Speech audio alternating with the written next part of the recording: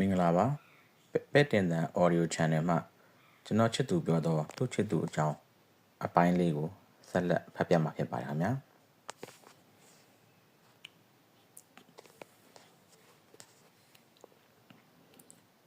သူကားနာရောက်ချိန်တွင်သူမကကားကောင်းကန်းတွင်မျက်နှာပုတ်နှင့်တူးနှံ့နေသည်သူကားမောင်းသည့်နေရာဝင်လိုက်ပြီးဘယ်သားမလဲပြောသူမဘာမှမပြောပါသူကားကိုခက်ဖြည်းဖြည်းမောင်းထွက်လိုက်သည်သူမကတော့လက်ကလေးကိုကိုက်ကအပြင်ဘက်သို့ငေးကြည့်နေသည်ကားကက်ဆက်လည်းမဖွင့်ရဲကားလေးကတော့သူ့လိုကြကန်တော်ကြီးပလန်တစ်လျှောက်လှည့်ပတ်သွားနေသည်ဟဲ့ငါသိပြီသူမကကျွန်တော်လက်မောင်းကိုပုတ်ပြောသည်ဘာကိုလဲဒီလိုဟာသူမစကားကိုမဆက်သေးပဲခါးကိုမျက်နှာမဲ၍ဖြည်းဖြည်းချင်းလှည့်သည်အယူအပ်ထားတဲ့နေရာကနာနေပုံရသည်နင်းကိုမျိုးမြင့်ထုံးစီဖုံးဆက်ပြီးငါကဘယ်လိုဆက်ရမှာတော့ဒီလိုလေဟာသူမစကားကိုမဆက်သေးပဲသူ့ဘက်ရောက်အောင်ခါးကိုဖြည်းဖြည်းချင်းလှည့်လိုက်သည်ဒီလိုလေဟာကျွန်တော်ဟိုကောင်မအကြောင်းပြောရရှိတယ်လို့ဘယ်ကောင်မလဲဟာနင်းကလည်းသူ့ကောင်မသက်စင်လေသူကျွန်တော်လက်ကိုတတိလက်လုံးရိုက်လိုက်ပြီးပြောသည်နောက်ရင်းနှီးဆိုကျွန်တော်လက်မောင်းကင်ထားသည်ထားပါတော့ငါဖုံးဆက်လိုက်လို့သူရောက်လာပါပြီတဲ့ငါကဘာဆက်ပြောရမှာလဲ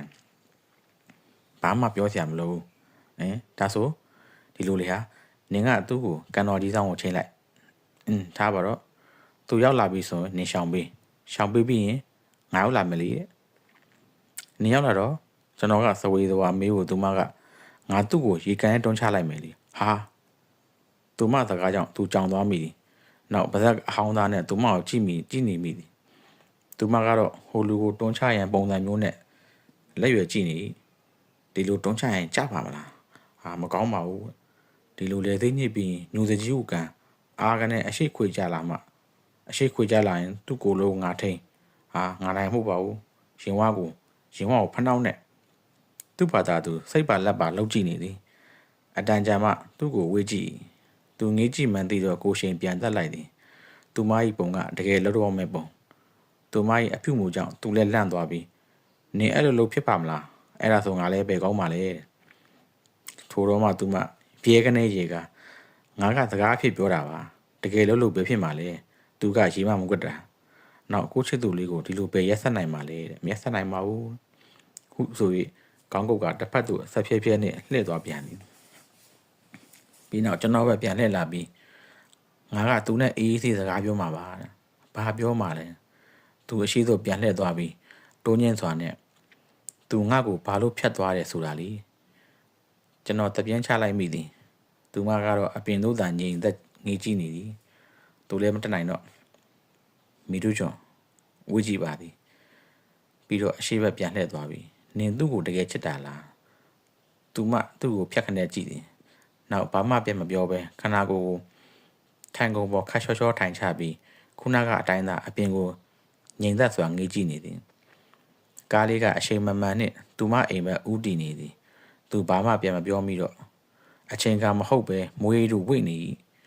ထူထပ်သောတိမ်များကြောင့်ပူပြင်းသောနေမင်းပင်လည်းမပွင့်သာဖြစ်နေတော့၏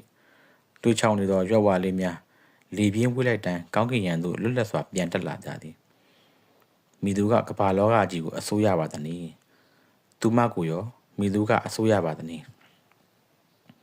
ကလင်းညာဦးပိုင်းပူသက်ပူလောက်ညနေပိုင်းတွင်အေးလာ၏အတွက်အဲ့ရတိုင်းမထပဲနှက်နေစဉ်ကျေတောင်သောဖုန်းမီတန်ကြောင့်သူစိတ်ချုပ်သွားမိ၏အဆက်မပြတ်မီနေသောဖုန်းတန်ဘယ်ကလဲဒီနေ့သူ့တွင်ဖုန်းထိန်းထားသူမရှိဖုန်းတန်ကမီနီစဲထိုတန်ကြားနေရင်သူလည်းဆက်အိပ်ရရိုက်မဟုတ်ထို့ကြောင့်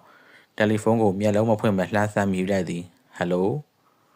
ထူတန်ကြားစဉ်တစ်ဖက်ကကြားလိုက်တန်ကဟဲ့ပေါက်တော်ငါပြောမယ်တရားနားထောင်နေအဲ့ဒီကနေခွန်3ည6 9ခွန်8ကိုဆက်လိုက်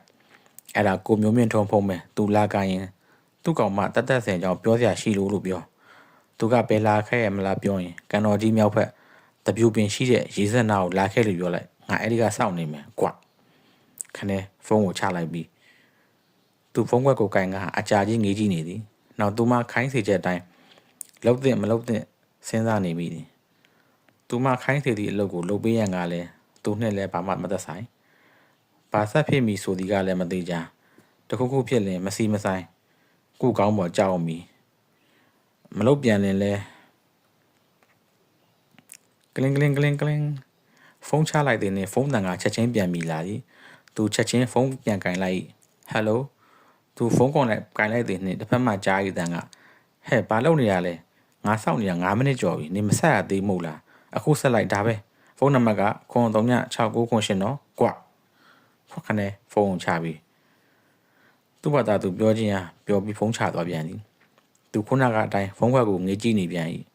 နောက်အာနာသိန်းနဲ့ဒီတစ်ခါတော့ကူညီလိုက်မယ်လေသုံးပြတ်ပြီးသူပြောသောဖုန်းနံပါတ်ကိုနှိပ်လိုက်၏တူမိသောဖုန်းနံပါတ်ဖုန်းမီတန်နှင့်တူတစ်ဖက်မှယောက်ျားတစ်ယောက်အတန်ကြားရသည်ဟယ်လိုရုတ်တရက်မှုသူဘာပြောလို့ပြောမှမသိဖြစ်သွား၏ဟိုလူလည်းသူ့လူပင်အိတ်ချင်မှုတို့ဖြစ်နေသည်အတန်ကမှုံဝါဝါအော်ဟုတ်ကဲ့ကိုမျိုးမြင့်ထွန်းလားဟုတ်ပါတယ်ခင်ဗျာကျွန်တော်တက်ဆင်ကြောင်းပြောချင်လို့ဗျာသူ့စကားကြောင့်တစ်ဖက်လူကြောင်သွားပုံရ၏အတန်ကြာသည့်အထိစကားတန်ကထွက်မလာနောက်မှတုံဆိုင်နဲ့တက်ဆင်ကြောင်းဟုတ်လားသူဘာဖြစ်လို့လဲသူဘာဖြစ်လဲသိချင်းအခုချက်ချင်းကန်တော်ကြီးမြောက်ဘက်တောက်ကတပြုတ်ပင်အကူလာခဲ့ပါဒါပဲကမန်းကနန်းပြောရင်သူဖုန်းကိုခွက်ခနဲ့ချလိုက်သည်နောက်ကရင်ပေါ်ငုတ်တုတ်ထထိုင်ပြီးဘာဆက်လောက်ရမသိပဲတောင်ကြီးမြောက်ကြီးနေမိနောက်မှမထူးပါဘူးလေချိန်ထားတဲ့နေရာသွားအောင်မှာပဲဟုစဉ်းစားမိဟုတ်တယ်လေကိုချင်းပြီးမတော်စလက်လွန်ကုန်လည်းမကောင်းထို့ကြောင့်အလင်းမြန်ပြင်ရေမိုးချို့ဝေစားလဲလိုက်သည်ထိုနေရာလေးကိုသူရောက်သွားသည်နှင့်မျိုးမြင့်ထိုးဆိုလူနှင့်လူကြိုတင်ရောက်ရှိနေသည်အနောက်တိုင်းဝတ်စုံကိုတည်တက်ဝတ်ဆင်ထားပြီး secret တလိပ်ခဲကကန်ရီပင်ကိုငေးကြည့်နေသည်သူရှိရဘက်သို့အလှည့်မကြည့်သေးသူလည်းမျိုးမြင့်ထုံးစီသို့တွားတဲ့မတွားတဲ့စဉ်းစားနေမိသည်တွားတိတ်ပြီဆိုတော့ဘာပြောရမင်းပြောစရာစကားလည်းဘာကြောင်းမှမရှိကေတာဆိုမတွားရင်ရောမတွားရင်တမင်လိန်ပြီးချိန်နာကြမည်သူတွားတဲ့မတွားတဲ့စဉ်းစားနေတော့မှပဲရုတ်တရက်သူ့မြင်ကွင်းထဲမှာတစ်ဖက်ကနေလွှားကနေပြေးလာတော့ရိတ်တစ်ခုအင်ကြီးကပန်းနုရောင်ကလေးစကတ်အနက်လေးဝတ်ထားသည်သူမခြေလှမ်းတိုင်းမှာသပင်အနက်ကလေးကလေထဲပြန်ဝဲလှုပ်ရှားလျက်မိထူးချွန်သူအလန့်တကြားရေရိုးမိသူမ၏ခြေလမ်းများကကန်ရီပင်ကိုငေးကြည့်နေသောမျိုးမြင့်ထုံးစီဦးတီလို့မျိုးမြင့်ထုံးနာရောက်တော့ပြေးရင်းနဲ့ကီသွင်းပြီးလက်နှစ်ဖက်ဆန့်တန်းလိုက်သည်ထိုတန်ကြတော့မျိုးမြင့်ထုံးကအနောက်ဘက်လှည့်ကြည့်တဲ့သည်ဟာသူ့ထံအရှိန်ပြင်းစွာလက်နှစ်ဖက်ဆန့်တန်းပြေးဝင်လာသောမိထူးချွန်ကိုမြင်တော့အံ့အားသင့်ပြီးပါဇက်ဟောင်းသားနှင့်သာကြောင်ကြည့်နေမိဤအော်ဒါနှင့်သူမမျိုးမြင့်ထုံးကိုရှည်တဲ့တွန်းချလိုက်၏သို့တော့ဖခဏပြပြကမှန်မြန်လိုက်ဟိုလူကကိုရုပ်ပြီးနောက်ကိုခြေလှမ်းဆုပ်လိုက်သည်ဟာသူမကဟိုလူကိုမတွန်းမိပဲခြေချော်ပြီးတယောက်တည်းတီးတီးတန်ရေကန်ဆက်ရောက်သွားကြသည်အောင်မလေးကြကြပါဗျို့အော်ဒါနဲ့အတူသူမရေကန်ဆက်အစွန်းနားလေးတွင်ခြေတစ်ဖက်ထောက်ပြီးရက်ကန်ဖြစ်နေသည်လူတကိုယ်လုံးလည်းရေထဲကျမသွားအောင်လက်နှစ်ဖက်နောက်ပြန်ရဲ၍အရှိန်ပြန်ယူနေသည်မသိရင်လေဟုန်စီးပြန်တန်းတော့မလို့မျိုးအာကြပြီအာသူမ၏အတန်ကုန်ချစ်အော်ဒါနောက်သူမတကိုယ်လုံးရေထဲကိုဝုန်းခနဲ့အပြားလိုက်ကျသွား၏ဟိုလူကဘာဖြစ်လို့ဖြစ်မှန်းမသိပဲသူမကိုကြောင်ငေးကြည့်နေတော့ရေထဲမှာပလုံစီများထလာသည်သူမကပြန်ပေါ်မလာသည်ကြည့်ရတာရှက်လို့ရင်ငုံနေတာထက်ဟိုလူကခေါင်းခါပြီးသူ့ကားစီပြန်လှည့်သွားသည်ထို့သောမှသူမရေထဲမှာဝုန်းခနဲ့ပြန်ပေါ်လာသည်နောက်တဖူးဖူးနဲ့ပါးစပ်နဲ့နှာခေါင်းထဲမှာရေများပြန်မှုတ်ထုတ်နေသည်ကုန်းပေါ်သို့ပြန်တက်မလာသည်ရေထဲမှာပင်ရက်ကန်လုံနေသည်မိထူးချွန်ထို့သောမှသူလည်းစိုးရိမ်ပြီးသူမထံပြေးသွားမိသူကန်းသက်ရောက်ချိန်တွင်သူမဟိခနဲ့နှာမှုတ်တံပေး၍ရေထဲမှာလေးပထောက်၍ကမ်းပေါ်တက်လာ၏ဘာဖြစ်သွားသေးလဲသူ၏အစိုးရိမ်အကြီးမေးကိုသူမဘာမှပြန်မဖြေပဲရေစိုးကြီးနှင့်လက်သီးနှစ်ဖက်ကိုချစ်ပါအောင်ဆုပ်ထားပြီးရေထဲတွင်ကျွတ်ကြံခဲ့သောတောက်ဖက်နှက်ကိုလက်တစ်ဖက်စီကိုင်ကသူ့ကားစီသို့ဟီဟာအတန်ပြီးကာရနဲ့ပြန်လျှောက်သွားသည်သူမ၏ဖက်နှက်ထဲကရေများကသူမခြေလန်းလှမ်းလိုက်တိုင်းမှာဖွာခနဲ့ကြာနေ၏ကားစီရောက်တော့သူကားတကားကိုဝုန်းကနေဖွင့်လိုက်သည်ပြီးတော့ခွက်ခနဲ့တောက်ဖက်နှက်နှစ်ဖက်ကိုပစ်သွင်းလိုက်သည်နောက်မှစောင့်ကြည့်အောင်ကြည့်နဲ့ကားထဲဝင်ထိုင်လိုက်သည်အာခနဲ့မှန်သွင်းတန်နှင့်သူမ၏မျက်နှာကြီးချက်ချင်းနီးတက်သွားသည်နောက် သူမမျက်လုံးကြီးပြူပြီးခါကိုပြန်ကန်သည်နောက်မှတန်ကုန်ချစ်အာလောက်ကြပါဦးလောက်ကြပါဦးမျက်လုံးကြီးမှိတ်သွားသည်တန်ကုန်ချစ်အော်သည်လက်တစ်ဖက်ကခါကိုထောက်ထားသောအာလောက်ကြပါဦးလောက်ကြပါဦးတော့အမေသေးပါပြီဗျာသေးပါပြီသူမ၏ပြပြတလဲအော်တန်အဆက်မပြတ်ကြားရ၏သူမနေနိုင်တော့သူမရှိရာကားစီသို့ပြေးသွားပြီးမိထုကျွန်းဘာဖြစ်လို့လဲဘာဖြစ်လို့လဲသူ၏အလောတကြီးအမေကိုသူမကတင်ပါအာသူမ၏အော်တန်ကြောင့်သူလန့်သွားပြီးတင်ပါဘာဖြစ်လို့လဲဟဲ့ဟိုဘာလိုက်ဆန်းနေရလဲသူမ၏တကားကြောင့်ဆန်းလူသူ့လက်ပြန်ရုပ်သိမ်းလိုက်သည်သူမကသူ့အင်ကြီးကိုကြစ်ကြစ်ပေါအောင်ဆုပ်ထားကတင်ပါပြန်ကျိုးသွားပြီလားမသိဘူးငါ့ကိုစေးုံပို့ပေးအာအမေကြီးသေးပါပြီဗျာကဲတော်မူကြပါဗျာဟမ်သူမရဲ့စကားကြောင့်သူမျက်လုံးပြူးသွားသည်နောက်ဘာမှစဉ်းစားမနေနိုင်တော့သူမရဲ့ကားပေါ်တက်ကားကိုအမြန်မောင်းထွက်လိုက်သည်ကား၏ဥတီယာစေးုံကိုသူမမေးတော့အဖေအမေအော်လို့ကောင်းတော့ဟုတ်ပါသည်သူမ၏တင်ပါရိုးပြန်အပ်သွားသည်ထို့ကြောင့်ပိုက်အောက်ကောင်းခု၏မှတ်ခုံကြီးပြန်နေရပါသည်ကောင်းပါသည်ထိုကဲ့သို့ဖြစ်မှသူမချိန်ချိန်ကြောင့်သူ့မိကပြောသည်သို့မဟုတ်လျင်မိသူမြတ်မတတ်တာကြောင့်သူညမကထောက်ခံသည်မိသူပြင်ဖြစ်၍ဤကဲ့သို့ခါရိုးပြန်ကျိုးသွားရကြောင်းသူ့ဖေကမေးပါသည်ကျွန်တော်ကဥမာနဲ့ဤကဲ့သို့ပြန်ပြောပါသည်ပတ်ကြီးတကောင်လမ်းဖြတ်ကူးနေစဉ်လိတ်တကောင်ကသူ့ခါကိုဖျက်ကျိတ်သွားပါသည်ပတ်ကြီးခမမိတ်မျောပြီးဆေးရုံရောက်လာသည်သူတတိရလာသောအခါဆရာဝန်ကအဖြစ်ပြက်ကိုမေးတော့ဤကဲ့သို့ရှင်းပြပါသည်အဖြစ်ပြက်ကသိတဲ့အတိုင်းသိပ်မြန်လုံးနေတယ်လေမျက်စိတမိတ်တွင်ဖြစ်သွားတော့ကျွန်တော်လည်းဘလို့မှရှောင်ချင်မရလိုက်ဘူးပတ်ကြီးမျက်စိတမိတ်မိများအကြကြောင်းကျွန်တော်မသိပါသူမကတော့မှောက်ကုန်ကြီးနဲ့စကားလေးလည်းပြောငိုလဲငိုမုတ်တွေလည်းစားနေပါသည်သူဖခင်ကတော့မှတ်ချက်ပေးပါသည်သူစားနေတဲ့မုတ်တွေကပေါ့နေလို့နှက်တွေမျက်ရည်နဲ့တို့စားနေတာတဲ့သူဆက်ခါအောင်နာပါသည်တန်ကုန်ချစ်អော်ပြီးတန်ပြဲကြီးနဲ့တွေ့တဲ့လူရန်လုံနေပါတော့သည်သူရန်တွေ့တာကိုကြမ်းလူကရေးပါသည်သူမကိုဘသူကမှကြည့်မရရွက်ပြီးရေကြတာဖြစ်လိမ့်မည်ဟုတ်ပါသည်သူမကိုဘသူကမှကြည့်မရပါသို့တော့သူမဖခင်ပြန်ကန်နေငိုတန်ကြီးလှမ်းမိပါသည်အဖေသူမဖခင်ကလှည့်ကြည့်ပြီးဒီနေ့ဘသူနိုင်သွားလဲသူမရဲ့အမေကိုသူမဖခင်ကမျက်မှောင်ကျုပ်ပြီးဘဲပွဲလဲတဲ့ချက်စီနဲ့အဗာတန်တဲ့သူမဖခင်တစ်ချက်စဉ်းစားလိုက်ပြီးချက်စီထိုတန်ကြားသည်နဲ့သူမနှခမ်းကြီးမဲ့ပြီးတစ်ဖက်လက်၍တောက်ငါမူးတော့ရှုံးပြန်ပြီတောက်ကောင်မော်ဒန်ဟိုသူမကိုကြည့်ပြီးသူမဖခင်ကရီးပါသည်ဟာကောင်းတယ်ခါရအောင်နေသည်ဟာဒါကိုသူမလည်းကက်ကက်လန်ကပါကောင်းတာလဲဒီမှာရှုံးပါလေဆိုမှလာရပြနေသေးတယ်ပိုက်ဆံရှားတာလွယ်တာမှတ်လို့သူမဖက်ခနဲ့ပြန်ပြောဒါကိုသူမကြီးဖခင်ကမျက်မှောင်ကျုပ်ပြီးအောင်မသူကလည်းပြောရရှိသေးပိုက်ဆံရှားတာမလွယ်ဘူးပါလို့နဲ့ဘာလို့များလုံနေရလို့လဲမိဘစီကအလကားရထားတဲ့မျက်နှာနဲ့မိဘစီပြန်တောင်းနေပြီးတော့ဘာမိဘစီကအလကားရထားမျက်နှာလေတဲ့အဖေကပြောတယ်လေဒီမျက်နှာရဖို့ပြောင်းတာအထုပ်ကြီးသုံးတော့ကုန်တယ်ဆိုပြီးသူ့စကားကြောင့်သူ့မိမျက်နှာကြီးหนีသွားပြီးဟဲဒီကောင်မလေးဟာဆိုပြီးသူမတင်မကိုဖောင်းခနဲ့ရိုက်လိုက်ရအာသေးပါပြီဗျအဖေအမေကပြောတော့လားဆိုပြီးအချောက်တိုင်ငိုပြသူမကြီးဖခင်ကရည်၍ပြောတော့ပါဘူးကွယ်သူရိုက်တာဖြည်းဖြည်းလေးပဲဘာဖြည်းဖြည်းလေးတဲ့အနာကိုလာရတာနာတာပေါ့ဒီမှာအဲ့လိုဆက်နှိပ်ဆက်နေမဲ့စားအမွေဖြက်လိုက်မိထုကျွန်းတို့ကတော့ခက်တီပဲသူဖခင်ကခက်တိုးရေးပါသည်ကြည်ရတာအိမ်မှာလည်းဤသူစကားများနေကြဖြစ်လိမ့်မယ်အေးပါအမွေတော့မဖြတ်ပြရသေးနဲ့မွေမလေးရဲ့အဖေကချစ်လို့စတာပါဒီလိုပဲဖြစ်ရမှာပေါ့သူမခက်တီနဲ့မုတ်တစ်ခုပါကောက်သွားလိုက်သည်ထို့သောပင်သူမကိုအားလုံးကချစ်ကြပါသည်သို့တော့ဘာနှစ်သူတွေကိုတော့ပုံမြင်တစ်ပုတ်နဲ့ပြောပြပါဦးမည်အင်မတန်ဆိုးသွမ်းသောမူလာတန်းတစ်ကြောင်း၏အခန်းတစ်ခန်းတို့ဆီယာမတစ်တယောက်တာဝန်ထမ်းဆောင်ရောက်လာပါသည်ဆီယာမလေးတို့ထိုခန်းရောက်တော့ကြားရတဲ့တဲ့နဲ့ဖြစ်နေပုံမှာပိုလို့ပင်စိုးနေသည်အော်မြငောင်းမြနဲ့ဘလို့ဆုံးမနားမဝင်ကြနောက်ဆုံးတော့ဆီယာမကစာတင်ရတာဆုံးဖြတ်လိုက်ပြီးကြောက်တင်ပုံပေါ်တွင်ပန်းသီးပုံခက်ကြီးလုံးရေးချလိုက်သည်ပြီးနောက်ចောင်းသားများဘက်လှည့်၍ကြောက်တင်ပုံကိုတဖြန်းဖြန်းရိုက်ကဒါပါလဲဟုအော်မိသူ့အမေကိုចောင်းသားများကတန်ပြန်ဖြင့်ဖင်တုံးကြီးပါဆီယာမဟုပြန်အော်သည်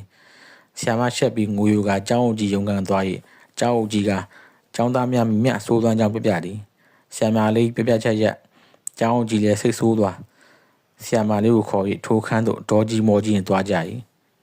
ကျောင်းခန်းသို့ရောက်တော့ဆရာကြီးကဒေါ်သားကြီးဖြင့်မင်းတို့ဘလို့ဖြစ်နေကြရလဲရိုတင်သေးတဲ့လူကိုလည်းမရိုသေးကြဘူးဆရာမကစာတင်တာကိုကြိုးမဆိုင်ကြဘူးကောင်းသေးခြင်းလို့ဆုံးမတာကိုလည်းလက်မခံကြဘူးမင်းတို့အတော်ဆိုးနေကြပါလားဟိုဆိုရင်ကြောက်တင်ဘုံပဲလှည့်ကဟေးဒီကြောက်တင်ဘုံကဖင်တုံးပုံကြီးတောက်ဘယ်သူလက်ကမြင်းထားလဲကွာဟေးထိုးသူသာဖြစ်ပါလေသူမသည်လှပတော့ပန်းသည့်လုံးသာဖြစ်ပါသည်ထို့တော့လူတွေအမြင်မှာတော့ထိုနေ့ကစေကူပပောက်နဲ့မစ္စတာဂီတာဆိုင်တွင်တယောက်တည်းသွားထိုင်ဖြစ်သည်သူရောက်သွားချိန်တွင်ဆိုင်ထဲမှာဘယ်သူမှမရောက်သေးတယောက်တည်းကော်ဖီတစ်ခွက်နစ်ပြီးမှာပြီးအေးအေးဆေးထိုင်လိုက်သည်သူမကရောကော်ဖီကြိုက်တတ်ပါသလားအလိုလိုနေဆေးရုံတွေမှောက်ခုံကြီးငိုယိုကတခုပြီးတခုဝါနေတော့သူမအကြောင်းစဉ်းစားမိသူမကော်ဖီရောတောက်မယ်မထင်တောက်ပါတော့လဲတစ်ဖက်သားခန္ဓာကိုယ်အနှဲငယ်မှောက်ချပြီးမှတောက်ပါလိမ့်မယ်သို့တော့တခါတော့သူမနဲ့ကော်ဖီတောက်ပြီးအေးအေးဆေးဆေးစကားပြောချင်သေးတယ်ပြောမိစကားကလိမ့်လိမ့်မမာနေဖို့နဲ့တစ်ဖက်သားဒုက္ခပေးဖို့ဖြစ်လိမ့်ပြီထိုချိန်တွင်သူမသိချင်အောင်ဆောင်းဝေးလိမ့်မည်သို့တော့သူကပြောရရှိတော့ပြောပြရလိမ့်မည်ဆိုင်ထဲမှာဂီတာတန်တိုးလေးထွက်လာနေမိသူတီးနေမှမိသီးနေရာကတီးနေမှမသိပါသို့တော့တယောက်တည်းဖြစ်နေချိန်မှာတော့ဂီတာတန်ကသူ့ကိုအဖော်ဖြစ်စေပါသည်ဟောဆိုင်ထဲလူနှစ်ယောက်ထပ်ဝင်လာပါသည်ဟမ်ထိုနှစ်ယောက်ကိုမြင်တော့သူအကြီးကျယ်အားအသင့်သွားရည်ဟုတ်ပါသည်ထိုနှစ်ယောက်ထဲကတယောက်ကသူမှအကြီးကျယ်လိုက်လံဒုက္ခပေးရင်တော့မျိုးမြင့်ထွန်းဆိုသည်လူဖြစ်သည်မျိုးမြင့်ထွန်းကသူ့ကိုမြင်တော့မျက်မှောင်ချုပ်သွား၏နောက်သူနှင့်ပါလာသောလူတစ်ယောက်ကိုခုံလုံးနဲ့ထိုင်စီပြီးသူရှိရာသို့တန်းတန်းမရောက်လာ၏မိထုချုံနဲ့ခဏခဏတွေ့နေခမားထင်တယ်မျိုးမြင့်ထွန်း၏မိသားသူအသာကောင်းကြီးလိုက်ပြီးဟုတ်ပါတယ်မျိုးမြင့်ထွန်းကပြောပြီးထိုင်မနော်ဟုသူထပ်မံကောင်းကြီးပြလိုက်သည်ထိုလူသည်လူကြီးလူကောင်းဟန်အပြည့်ရှိမိထုချုံနဲ့ကတော်တော်ခင်နေမှတ်တယ်မျိုးမြင့်ထွန်း၏အမိကိုသူမိတို့ပြန်ပြေးရမသိဒီလိုပါပဲလမ်းမှာတွေ့ခင်လာတာသိအခင်းကြီးတော့မဟုတ်ပါဘူးမျိုးမြင့်ထွန်းပြောမိကောင်းနေသည်နောက်လက်နှစ်ဖက်ရှက်လိုက်ပြီးအေးဗျာသူနဲ့ခင်တော့တတိထားရဗျာသူ့စကားကြောင့်ရုတ်တရက်ကြောင်သွားမိတယ်သူနဲ့ကျွန်တော်ကအရင်ကချစ်သူကြီးဆိုတော့ခမည်းသိမှာပေါ့သူအသားရကောင်းကြီးပြလိုက်သည်မျိုးမြင့်ထွန်းကတပြင်းချလက်နောက်ဆုံးသူ့ရဲ့တန်ကိုမခံနိုင်လို့လမ်းခွဲခဲ့ရတယ်သူ့စကားကြောင့်အားတက်သွားရတယ်သူ့ရဲ့တန်နဲ့မျိုးမြင့်ထွန်းကသူ့ကိုဝေ့ကြည့်လိုက်ပြီးဟုတ်တယ်ဗျသူကပျော်စီပြက်စီဆိုပြီးလှုပ်တဲ့ကိစ္စတွေကိုမခံနိုင်လို့လမ်းခွဲခဲ့ရတာမျိုးမြင့်ထွန်းစကားကြောင့်သူမျက်မှောင်ကျုပ်လိုက်မိသည်နောက်မှဘယ်လိုလုပ်လို့လုံးဘယ်လိုလဲဆိုရင်ဟိုလိုတစ်ချက်စဉ်းစားလိုက်နောက်မှအစုံပဲဗျာဥမာကော်ဖီတိုင်းထိုင်နေနဲ့ကော်ဖီခတ်တဲ့ငရုတ်ကောင်းမုတ်ထည့်ပြီးမသိကြအောင်စောင်းနေတာမျိုးကျုပ်ဆိုငရုတ်ကောင်းမုတ်ထည့်ထားတဲ့ကော်ဖီစစ်ခွက်ထည့်မနဲ့တောက်ဖို့တယ်တဲ့နောက်ရှိသေးရဲ့ဗျအတူတူလမ်းလျှောက်နေနဲ့ဘတ်စကားပေါ်ခုံတက်သွားတာမျိုးနောက်ပြီးကောင်းလင်းစီလေးပေးမယ်ဆိုပြီးစတော်ဘယ်ရီယူတုတ်ပေးတာမျိုးကျုပ်မှလူတော့တဲ့ရင်တလောင်းလုံးနဲ့ပြန်ရတာဗျာမြင့်မြင့်တို့စကားကြောင့်သူပါဆက်ပြောလို့ပြောမှမသိတော့စိတ်ထဲမှာလည်းရေချင်းလိုဖြစ်နေပြီသူပြောတဲ့အထဲမှာလည်းသူမှလှုပ်ပုံနီးဆုံပါတယ်သို့တော့သူကဟိုလေဗျာဒါကပျော်စီပြက်စီဆိုတော့မပြောပါတော့ထင်တယ်သူ့စကားကြောင့်မျိုးမြင့်ထွန်းကပြန်ဝေးကြည့်ပြီးမပြောပါတော့ဘူးဟုတ်လားသူဘာမှပြန်မပြောခင်မျိုးမြင့်ထွန်းကသာကောင်းဆက်ဆက်ညှိပြီးဒါပေမဲ့တခါကသူလှုပ်ပုံတိမခံနိုင်တော့ဘူးဘာလို့လဲဗျသူလောကြီးဖြတ်မိလိုက်တယ်သူ့အမေကိုမျိုးမြင့်ထွန်းကမျက်နှာမြည်သွားပြီးဘယ်လိုလုပ်လဲဆိုတော့သူကပန်းချန်ထဲမှာဗျကျွန်တော်ကိုချင်းတယ်ချင်းပြီးလူစုရဲ့ချိန်လေးရောက်ကိုအတူထိုင်နေနဲ့ပြောက်ဝုတ်ထုတ်လိုက်ကြီးကိုမိချို့ပြီးလုံကြီးလေးပြစ်ထည့်လိုက်တယ်ဟိုလူစကားကြောင့်သူဘာပြောမှမသိတော့ဟိုလူကသာမျက်နှာအိုးချလိုက်ပြီးခင်ဗျားစဉ်းစားကြည့်ဗျာကိုချင်းနဲ့စာတတ်မှာပါယောက်ျားတယောက်လုံကြီးလေးပြောက်ဝုတ်ပြစ်ထည့်တာဘယ်လောက်ခံရခမလဲဆိုတာသူဘာမှမပြောနိုင်ပဲပါစက်အဟောင်းသားနဲ့ထိုးသူကိုငေးကြည့်နေမိသည်မျိုးမြင့်ထွန်းကအတိတ်ကိုပြန်တတိယသွားပြီးဖြင့်မျက်ရည်တွေဝါတက်လာပြီးသူ့ပိုက်ကိုသူညှစ်ကငိုတန်ဝဲကြီးဖြင့်ခက်လက်လေးဆက်ပြော၏ပြောက်အိုးဆိုတာလေးဗျာတလုံးထထပေါက်တာအတွဲလိုက်ကြီးဆိုတော့စဉ်းစားတာကြည့် 32ချက်လာပဲကြားရတယ်နောက်ပိုင်းဘာမှမကြားတော့ဘူးကျုံမှာပါဇက်ကပါတူးမေချစ်ဆိုပြီးထအော်ရတယ်ဗျာဘာသာစကားမှမသိပါဘူးအဲ့တုန်းကပါဇက်ကနေလူထွက်သွားတာအခုတော့လုံကြီးဝဒန်ကိုအကောင်းတိုင်းပြန်တွေ့နေရတာကိုပဲဝမ်းသာနေမိတယ်ဟင်းတဲ့ခြေနဲ့ချောင်းကိုပြောပါတယ်ဩသူ့အတန်မှာငိုတန်ပါပါ၏ဟိုလူကိုလည်းတင်ပါကြုံဝင်သည်အထိကိုချင်းစာသွားမိအလလိုနေရင်နားထဲမှာတဖောင်းဖောင်းမိတဲ့ကြားမိပြီးအန်ကျိတ်ထားမိမိတို့နေမိမသိပြအိုးပေါက်ချိန်တွင်ပြအိုးကအပေါ်သို့ခုန်တက်လာမိလေထားပါတော့ဗျာအတိတ်ကိုအတိတ်မှာထားတာကောင်းပါလေကျုံမှလည်းမိရခံထားတာအမှတ်တမဲ့ကြံခဲ့တာပဲဒါနဲ့အဲ့ဒီထဲကသူ့ကိုယွန်ကြောက်သွားတာဗျတတ်စာပါပဲဗျာအခုသူတင်မကျုပ်တို့စေးုံတင်ထားရဲဆိုဟုတ်ကဲ့ဟုတ်တယ်စေးုံမှာမှောက်ခုန်ကြီးကိုဘာသာကိုအတွေးလွန်နေရမှမျိုးမြင့်ထုံဖြတ်ပြီးလက်သဖြင့်သူအလှင်မြန်ကောင်းကင်ကြီးဖြေလိုက်မိသည်ဒါကိုမျိုးမြင့်ထုံကကဲဒါဖြစ်နေကျွန်တော်သူ့ကိုလက်ဆောင်တစ်ခုဝယ်ပေးလိုက်မယ်ကျွန်တော်သူ့ကိုတန်းတယ်မပြတ်ပါဘူးခင်ဗျားဒီကခဏစောင့်နေပြဘူးဆို၍သူဘာမှပြန်ပြောနိုင်ခင်အလှင်မြန်သုတ်ချီတင်သွားသည်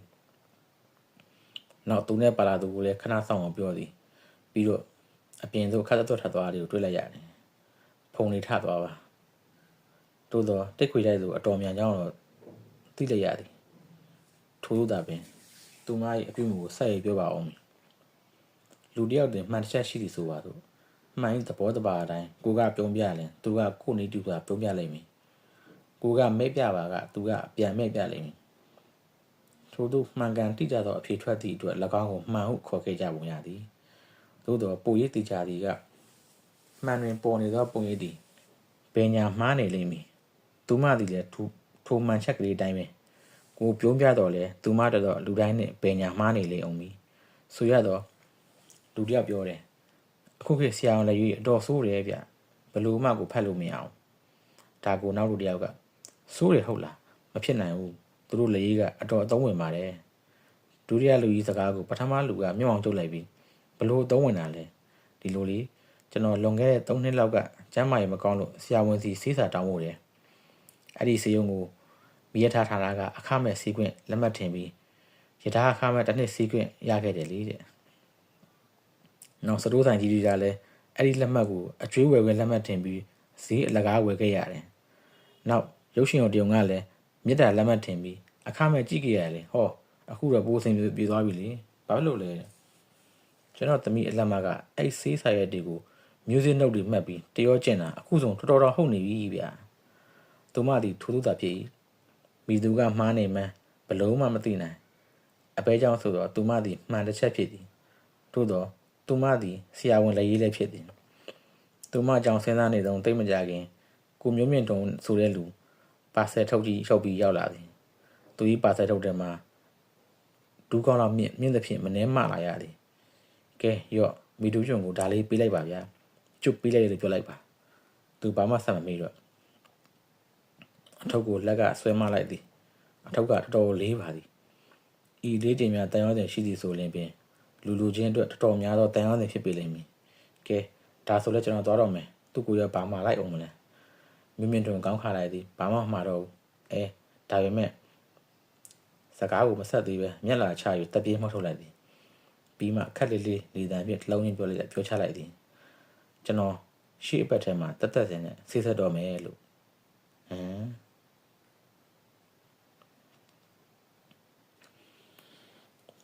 ဆေးရုံရှိသူမအခန်းထဲလှမ်းဝင်လိုက်သည်နှင့်သူမမှောက်ခုန်ခြင်းနှင့်မျက်လုံးတစ်ဖက်ပင့်ကြည့်သည်ပြီးတော့တခါမှမသိဘူးသူလိုအရှိပြန်လှည့်သွားသည်နောက်ဆက်ခနဲ့ပြန်လှည့်ကြည့်သည်ကျွန်တော်တက်ထဲကအထက်ကိုမြင်တော့စိတ်ဝင်စားသွားပုံရသည်နောက်အရေးမကြီးသေးတဲ့ဟန်ဖြင့်အရှိပြန်လှည့်သွားကမုတ်တစ်ခုကိုစိမ့်ပြင်းနေပြီးဝါးနေသူကသာမျိုးမြင့်တွန်ပင်လိုက်တော့အထုပ်ကိုပိုက်၍မိတို့ချုံနေကောင်းလားသူကဘာပြန်ပြေပါကျွန်တော်ချလိုက်တော့ထုတ်ကြီးကိုသာစိတ်ဝင်စားသွားစောင်းကြည့်နေသည်နင်ဘယ်တော့ဆေးုံဆင်းမှလဲသူမမုတ်ထုတ်ကြိုက်လိုက်သည်နောက်သူ့လက်တန်းသေးသေးလေးပြန်ထုတ်ကိုနှုံး၍အဲ့ဒါဘာကြီးလဲသိကျင်သိများရဲ့တင်စကားရံပြီးတော့ဒါကသူစကားကိုထပ်မဆက်သေးပဲသူမကိုကြည့်သည်သူမမုတ်ကိုပဲဆက်မဝသေးပဲသူ့စကားကိုစောင့်နေသည်ရဲ့ဒါကိုမျိုးမြင့်တော်နင့်ကိုပေးလိုက်တာ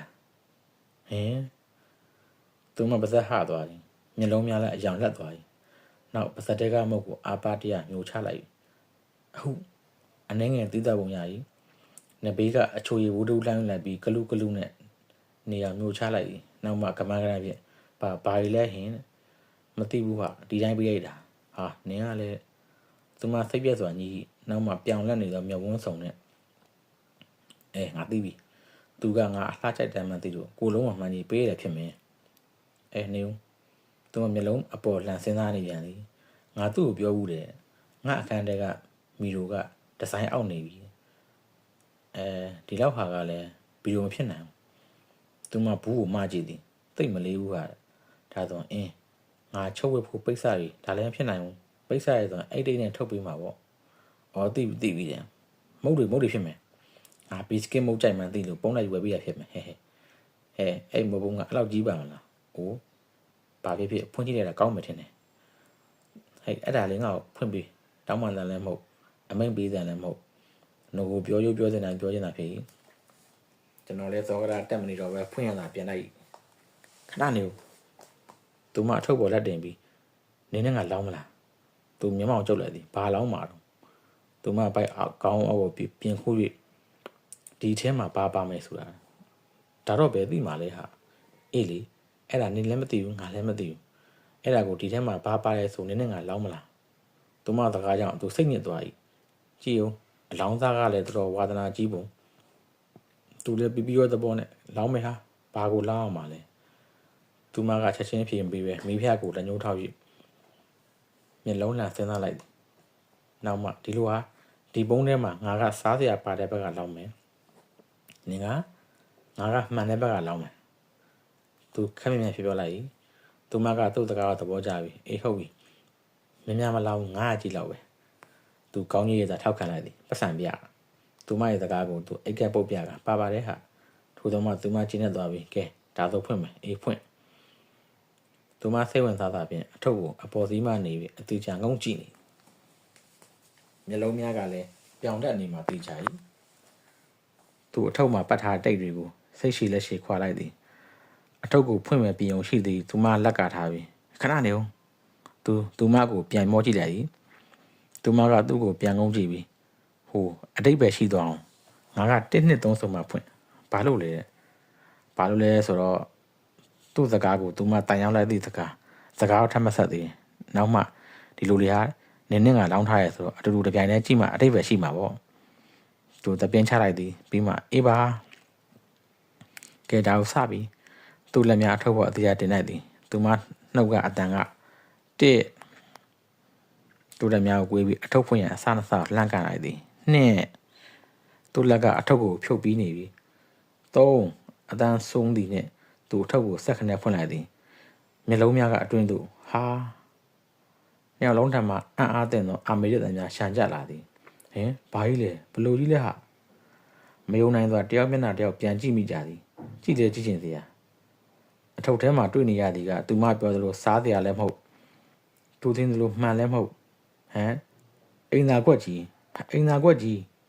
ဟုတ်ပါသည်သူတို့မြင်ရသည်ကကြွေများဖြင့်ပြောင်လက်နေသောအိမ်သာကွက်ကြီးပါ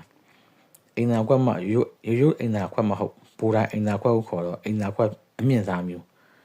အိမ်သာကွက်မှအိမ်သာကွက်အဆင့်အတန်နဲ့သူမစာကြီးဟသွားသည်နောက်မှမျက်ရည်များပတစ်နဲ့ကျလာပါသည်နောက်ပေါမောအတောင်တစ်ထောင်ကိုပါးစပ်ထိုးဝှက်လိုက်ပြီးကြီးကြောင်ကြည့်လိုက်ကြည့်နေပြီတောက်အတော့အမျော်မြင်ကြီးရဲ့လူသူမကိုကြည့်ကသူပါးစပ်လှော့ခနဲ့အားရဝမ်းသာထွက်သွားသည်သူမကမျက်ရည်များဝမ်းတော့မလုံးစုံပြီးသူ့ကိုဝှေ့ကြည့်သည်ပြီးတော့မြုံတင်ကားဖြင့်ဘာအမျော်မြင်ကြည့်ရလဲသူမမေးဒါကိုသူအားသက်တရောနဲ့ဟုတ်တယ်လေနည်းစဉ်းစားကြည့်နင်ကတင်ပစုံရိုးကျိုးနေတော့အင်းကပဲထိုင်နိုင်မှမလဲဒါကြီးနဲ့ဆိုအီးဆေးပဲအตาလေးတက်ထိုင်လိုက်ရုပ်ပဲအလုံးရှော့ရှူဖြစ်ပြီး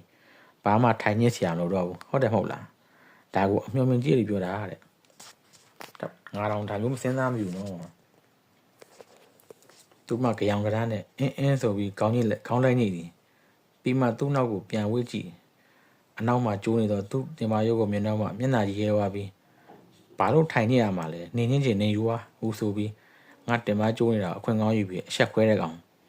တမင်ချက်ခွဲတာဆိုပြီးအတန်ချစ်အော်ကြီးသူမကိုကြည့်ပြီးသူလည်းသဘောပေါက်ကရည်ကျင်သွားပြီးဟာနင်ညစ်ဖို့မဟုတ်လဲနင်စားဖို့သူပိုးပရဖြစ်မှာပေါ့ခုနပဲနင်ပြောရလေဒါကြီးကစားစရာကြီးဖြစ်မယ်ဆိုဟာသူမကလည်းထဲကြံနေရမဟုတ်ဘူးသူလှမ်းပစ်လိုက်ပြီးပါနင်စားဖို့လဲနင့်ဘာသာနဲ့စားရင်ယူသွားသူများပိုက်ဆံနေပါဆိုမှအိမ်သာကွက်ကြီးလာပေးနေတယ်ဆိုပြီးအိမ်သာကွက်ကြီးကိုဝုန်းနဲ့တုံးချလိုက်သည်သူလည်းကမန်းကတဲ့အိမ်သာကွက်ကိုလိုက်ဖမ်းပြီးဟာနှမျောစရာကြီးဘာလို့တုံးချရလဲနင်ကစားကျင်စားညှစ်ချင်သူညှစ်လို့ရတဲ့ဟာကိုသူ့စကားကြောင့်သူမဆက်ခါနာသွားပြီးနင်းမဲ့သားနင်းမဲ့ညှစ်နင်းဖာသားနဲ့ညှစ်ပြီးနင်းဖာသားနဲ့ပြန်စားသွားယူသွားငါရှိရယူသွားပူဆို၍ဘိုးတိုင်းအိမ်သာခွက်ကြီးကိုတွန်းချလိုက်ငိုလိုက်လုံနေသဖြင့်သူလည်းစိတ်ညစ်သွားပြီးအေးဒါဆိုပြီးတော့ငါသွားတော့မယ်ဆိုတာကိုသူမထုံးဆက်တိုင်းလက်ချင်နေတဲ့လက်ငါနာဘယ်တော့မှမလာနဲ့ဟုတ်အခုလက်တော့ကြလက်အများဆုံးလက်ဆိုပြီးတန်ကုန်ချစ်အော်ဒီသူထိုင်ရကထပြီးအမြန်ထွက်လိုက်သည်စိတ်ထဲမှာတော့ရည်ချင်နေတော့နောက်မှတတိယသွားပြီးဩမေတူးကျွန်းသူမမျက်ရည်များပြီးလှမ်းကြည့်လိုက်သည်သူပြောတဲ့မပြောတဲ့စဉ်းစားလိုက်နောက်မှမပြောမဖြစ်တာတပြင်းချကပြောချလိုက်သည်ကိုမျိုးမျိုးတုံးကအရှိပတ်တဲ့ဟိုးမျိုးသမီးနဲ့ဆိစစ်တော့မှာတဲ့ဟမ်